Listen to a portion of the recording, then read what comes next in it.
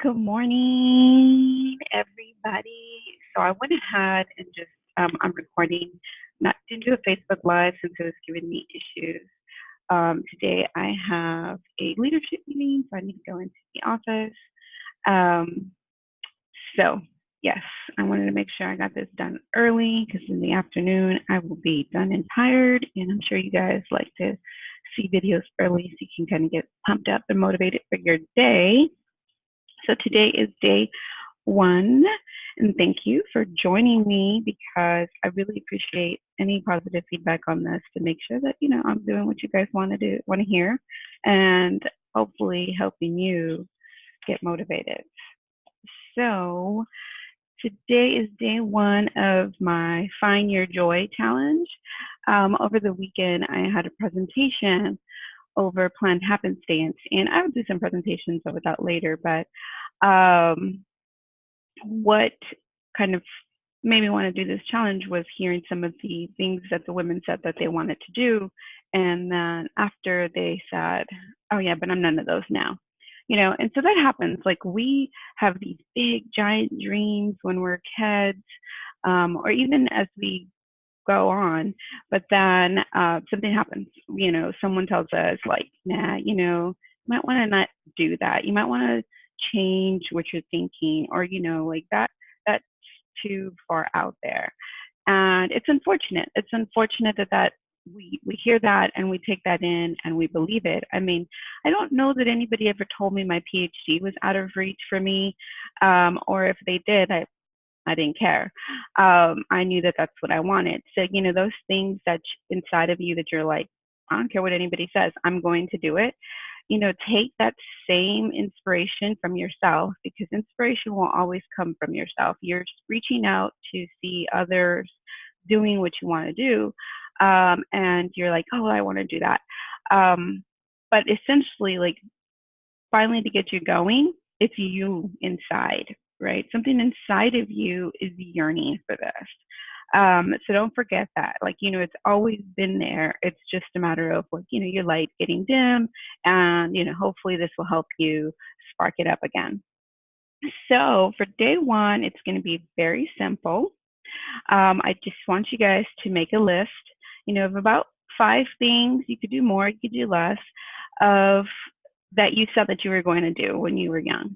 So 5 things that you said you were going to do when you were young. So let's see, off the top of my head, I'm going to think about what I wanted to do. So I know that I said a judge. I don't know why I forgot about that one. I still think that one's pretty cool. I wanted to be a judge. I wanted to do something in computer science. So I majored in computer science for about a year, and had a bad year my freshman year with a professor, and who pretty much said that I was the one cheating when it was my friend who copied my work, and it really, really like crushed me, that my integrity would be challenged that way. And instead of talking to someone about it, I changed my major. So there's that. Oh, I thought advertising. I really like doing communications art and design, and so that was my second major. Um, so I like art. So I guess I thought I would do some advertising, but I didn't. What else? What were some other things that I wanted to be?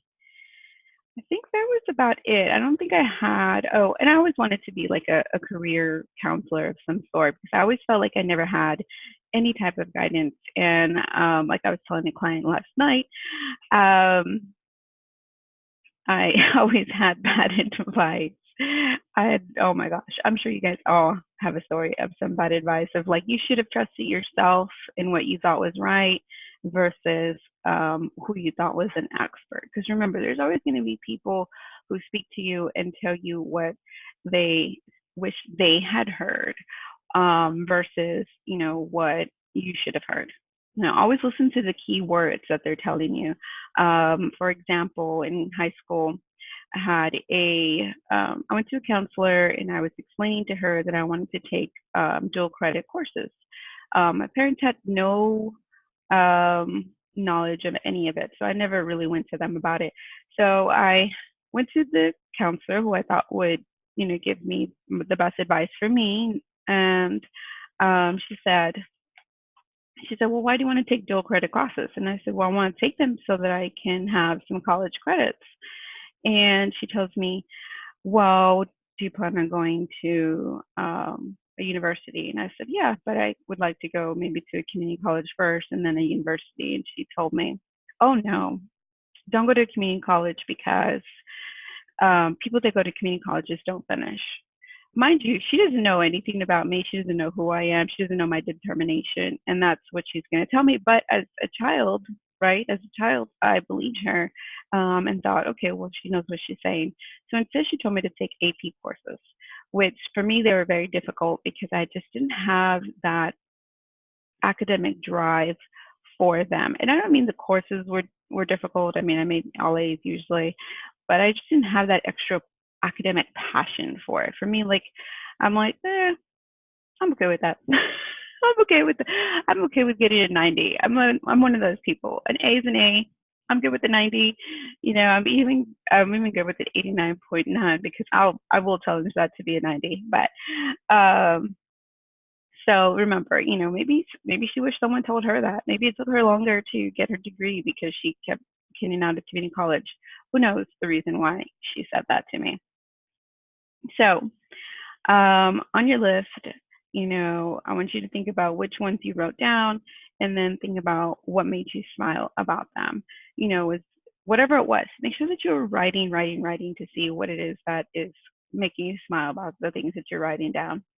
And also, I want you to write 5 things you love to do that maybe you used to do, or that you've always wanted to do. This could be like for example, I was talking about I like art. I always took some art classes in high school, and so after my PhD, like right after finishing it up, I was like, ooh, I need a hobby. I need to do something to keep me busy because I know I'm gonna get bored. And um, so I remember taking a class where we did calligraphy, and so I started doing that, and that's how I got into doing hand lettering. Let me see if I can find my hand lettering practicing stuff. And so I started just reminding myself, like, because at first I was like, oh my God, my hand lettering looks terrible. And so, oh, sorry guys. The focus. I don't know how to get this thing to focus again. There we go. I think, okay. So, yes. So I tried to remind myself that when we start learning how to write, it takes practice. We take a lot of years. Think about how long we were in grade school learning how to write. And so let's see if you guys can see that. So there's my practice that I did so that I could then, when my bullet journaling, I could do much better. Let's see. Oh, I like this one that I did on here. I have a practice bullet journal that I hand letter on. And if you don't know what bullet journaling is, you definitely need to check it out. I will try to link some stuff before I get going out on the road, but I can't guarantee that I will do that. But look, there's hand lettering. And so anyway, the hand lettering got me to doing bullet journaling, and bullet journaling got me to do more reading. And so it's like this. So you never know what you are going to, where you're going to end up by following those things. So things that you're curious about, that bring you joy, that make you smile. Try to do something that makes you smile every day. I know that sometimes it's hard. Some days are difficult. Some days are busy. But you really just need to take a moment for yourself. I mean, it doesn't take that long. Even 5 minutes of anything is going to really brighten up your days. Thanks for watching, guys. Leave a comment below. You can share the things that you wrote. Anything else that you want to share with me this morning? Have a great day.